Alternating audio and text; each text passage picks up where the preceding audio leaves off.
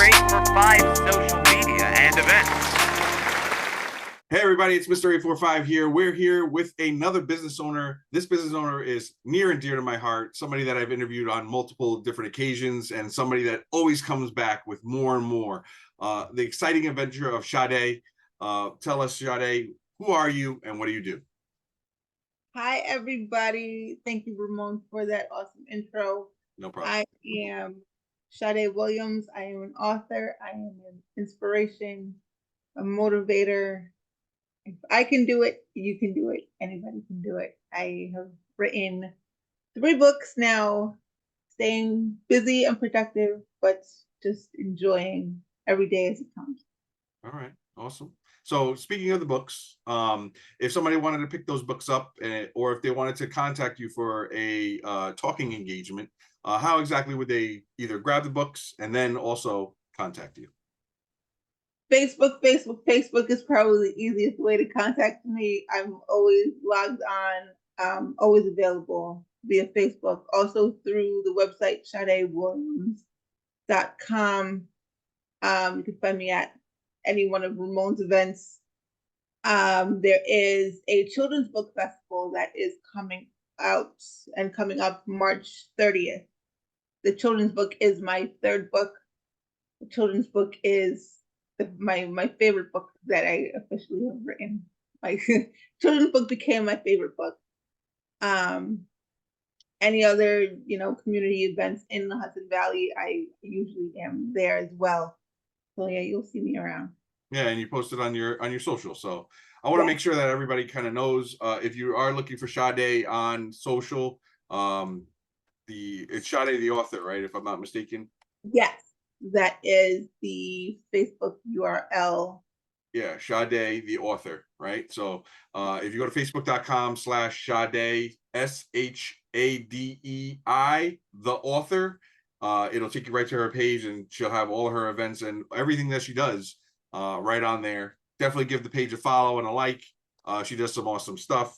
So kind of going into it, right? So we had the first book. The first book is I Have This Doesn't Have Me. All right. And that basically gives us a description of what? That is an autobiography, part 1. For me, it was written from birth to about 13. I wanted to explain my experiences through writing because I wanted to continue to encourage that if, like I said, if I can do it, you can do it, anybody can do it. But when someone is looking at the book, they are not talking about me. They're talking about themselves. Everybody has something that they like, dislike, that they want to improve, want to change. And it's all about a mindset. I have this does not have me. Yeah. Now, just so everybody can kind of understand your background, right? So to kind of take us through that, like you were born with what exactly? Just so we can make sure that everybody kind of comes up to speed. Yeah, absolutely. So I was born with a lot of ailments. Cerebral palsy, amniotic band syndrome, and hydrocephalus are just to name a few. Everything that I was born with flows from the brain, and if the brain's not functioning accurately, it ruins the rest of your body. So I tried to stay away from the word normal because everybody is normal in their own right.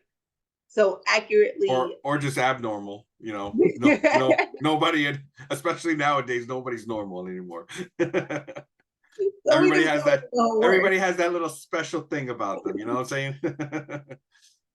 Absolutely. So we just get rid of the whole word. And it's just a matter of, my parents were told that I would not make it past 3 months old. And I celebrated, this year I will be celebrating my 34th birthday. So wow. Doctors can be wrong, just saying. Exactly.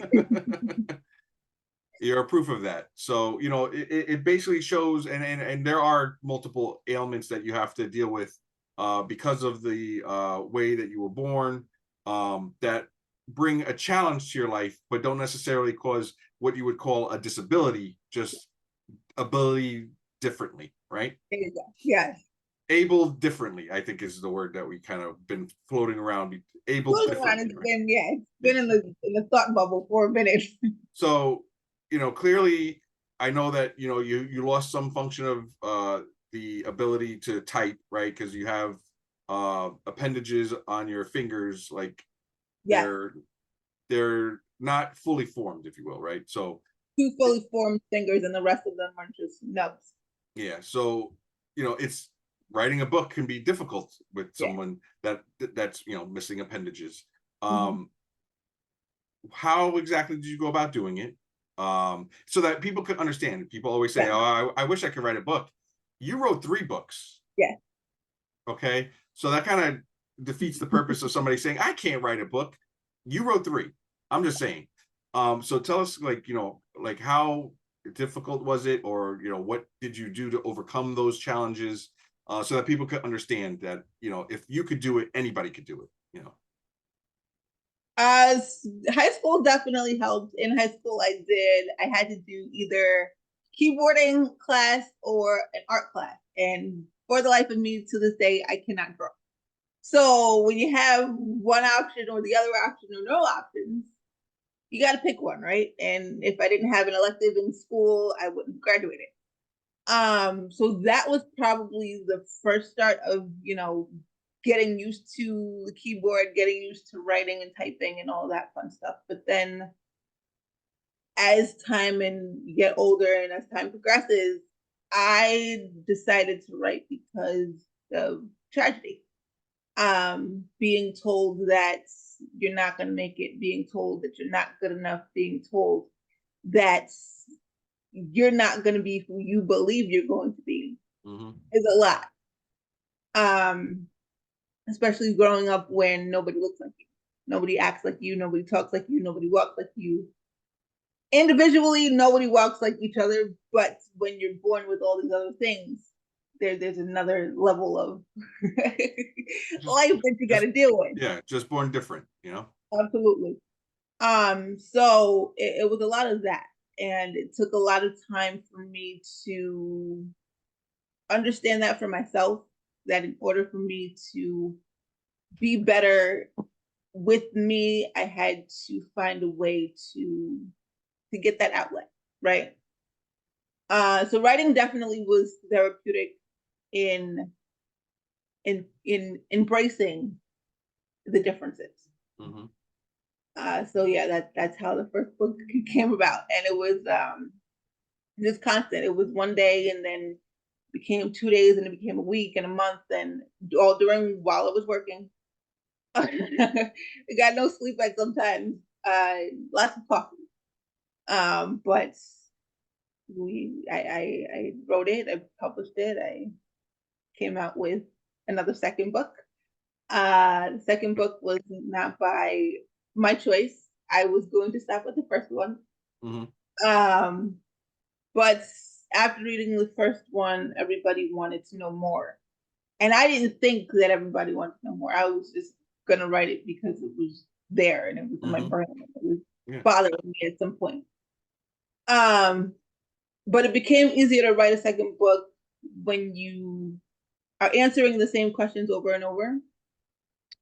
And then when the second book came out, Warrior Princess to Warrior Queen, everybody wanted to know, where can you get that book? How do I get it? Can you autograph it?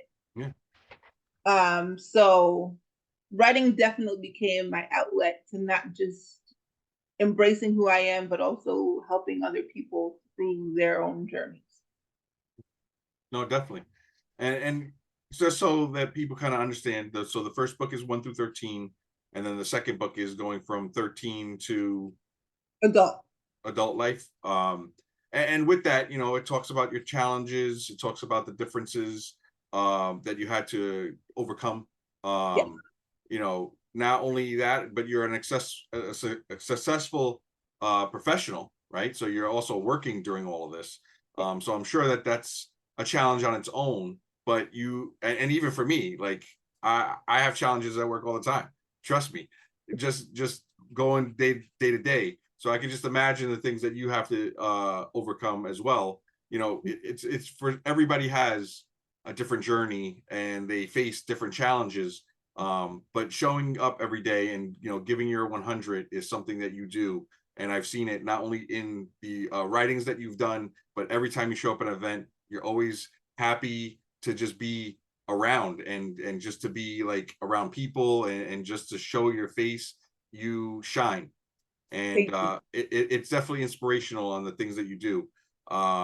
So now let's get to this third book, right? So the third book, you wanted to teach more than tell, right? So this is more of a teachable moment for children, right? Yeah. So tell us a little bit about the book. Children are probably the great, like children itself. They just are just awesome, and when they are learning about life and learning about how things are working and getting excited over the littlest things, it definitely brightens my day and other people's days as well. So I wanted the children's book to be as fun as children are.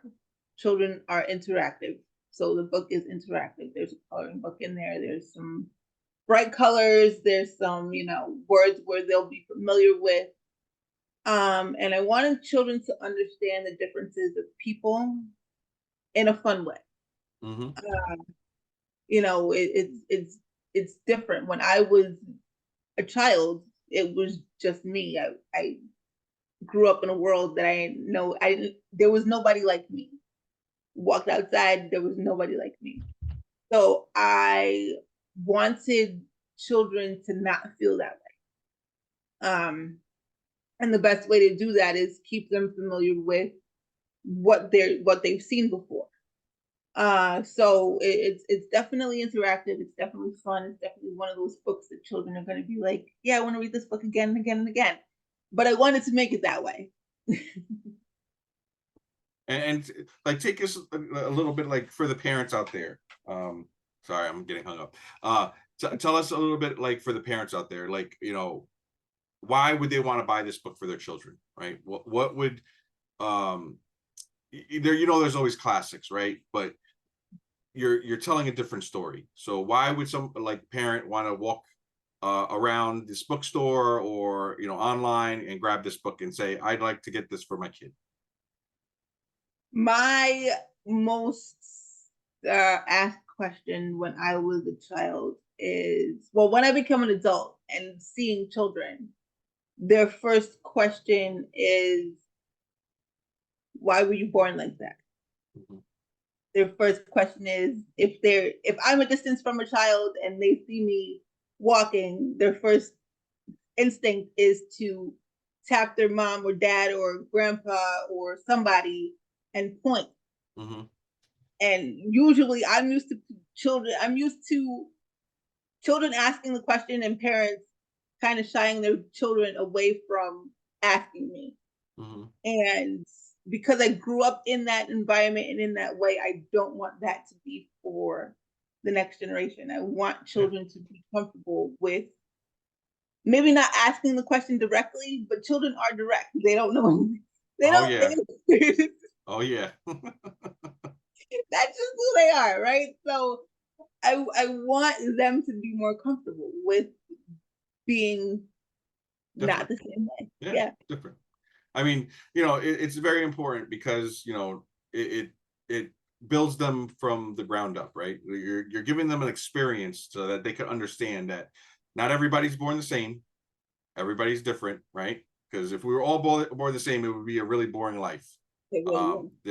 Nobody would be happy because everybody does the same exact thing, right? There's no comedy. It's just, we're all the same.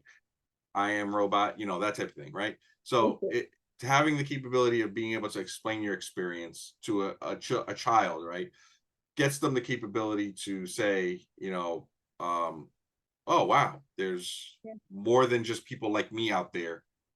That's something I need to understand, and it gets them to explore. You never know, it could teach another kid to inspire them to become a doctor, so that they could say, hey, how do I make sure that this doesn't happen to another child, and have them have challenges like you have. Yeah. Or they can become a future doctor, and instead of saying, oh, this person's only going to live for 4 months, 6 months, whatever, they could say, I've been researching this my whole life, I know somebody that inspired me to find out a way to make sure that your child lives just as long as she did. So those are the types of things that, you are doing by writing these books and giving these children the capability to understand that it's not just, you're not just a factor, if you will. You're not just a statistic. You're somebody that's going through this, and to understand that you have emotions, you have feelings, and when you grow older, to understand that there are going to be people that are different from you. So I've seen a lot of the stuff that you've done. I want to make sure that people understand that it is something that, if you have a child out there, and allowing them to see these different experiences that you give them, it gives them some really great groundwork for opening up their eyes to possibilities. Yeah. Right. I know you do events.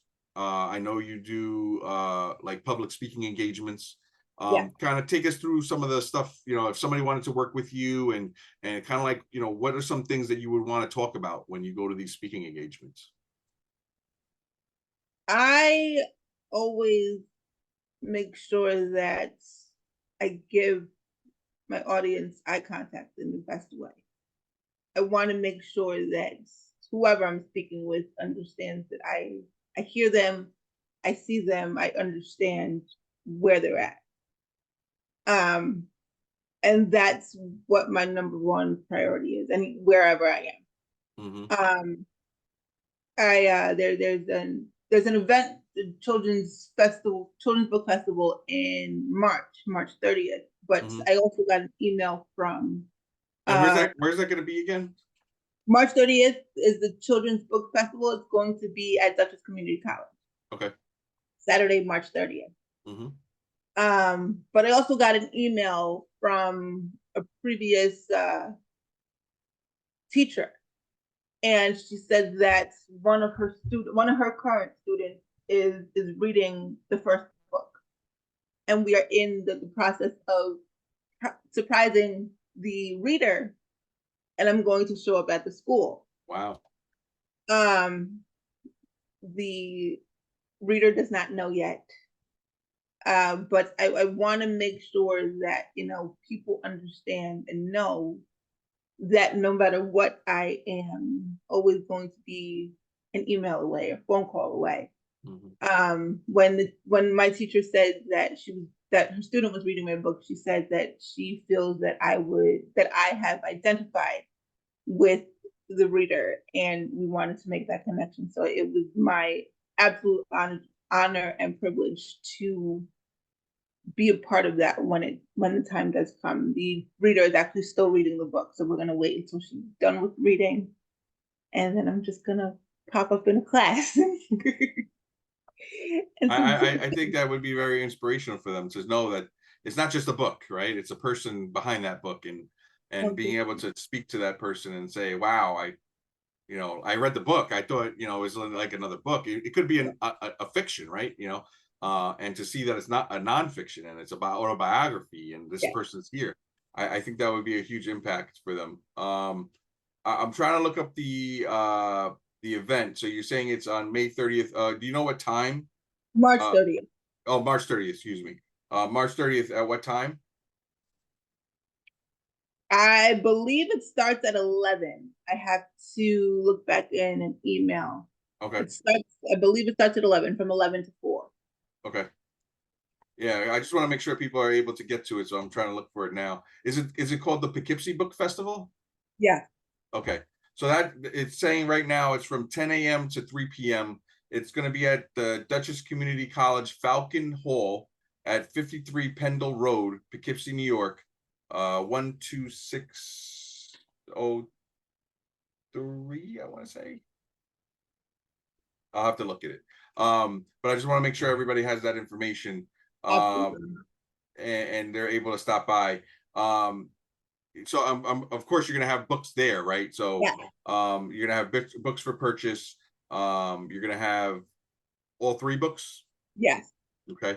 And then you, like I said, you do speaking engagements. So if somebody wanted to sign up for those speaking engagements and you have them speak at a business, at an organization's seminar, or something like that, they just have to email you or call you.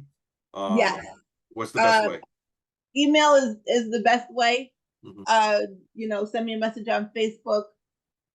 And Email or so the email is Shadei Williams 25@gmail.com. the email is Stima, S as in Sam, T Okay. as in Sam, I, M as in Mary, A 2590 Okay. gmail.com. All right. Let me see if I see it out here. Because what I'll do is I'll make sure I link up with you after it, just so I Yeah. can have that new email address. Yeah. And then we'll make sure that that's on the video as well when I post it. It's very important. I mean, not only are you giving us this information, but if people want to contact you, they want to talk to you, they want to get this experience. I think having the capability of contacting you is important. I'm sure that people are going to be writing you love letters or praise letters saying, this is amazing, thank you so much, you inspired my life. I'm sure that you already get a lot of that, but it's more of just to keep up the good work that you've been doing. I know, like, how many events have you done so far? I think there's like at least like 50 or 60. I might be wrong, I might be way off on that. How many events since I started writing? Yeah. Yeah, it's definitely been at least 60. Wow. My first huge event was actually yours, the actual beauty, health, and wellness back in Right 2018. before COVID. Right before COVID. Yeah. Yes. So yeah, so that's awesome, man. And then with that, you told me that you were able to talk to somebody at the event and they actually linked up with you, right? So Absolutely. Yes. 20, I believe that was 2018. That is the yeah, first 2018, 2019. I lose track because yeah. it's been so long. But yeah, so there are possibilities. You never know, right? I mean, these are events that you go to. You link up with different people. You're networking. These are some great things that you're working on. You know, it's just, how do you keep going? Some people have a problem waking up in the morning. How do you keep doing it? I don't just try to give people an idea, because it's just it fathoms me that some people are like, I can't even get out of bed, but you show up 100% every day. How do you do it? It's funny that you asked that, because I was going to a grocery store or something, and I was taking an Uber. And the Uber driver I actually knew from my previous job. And he looked at me and he said, "You have something in you that I don't think I have." And I said, "You have it in you." I said, "You just got to use it." Everybody has a strength.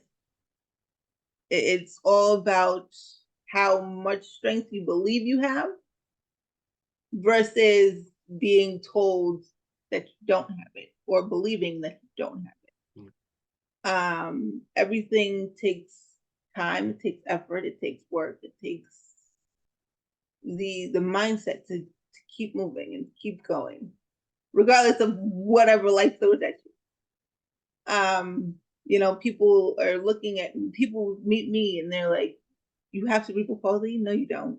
Why? Because they're so used to cerebral palsy looking a certain way. Mm-hmm. And it's great that they're used to it, but it's not great that that's the only thing that they know.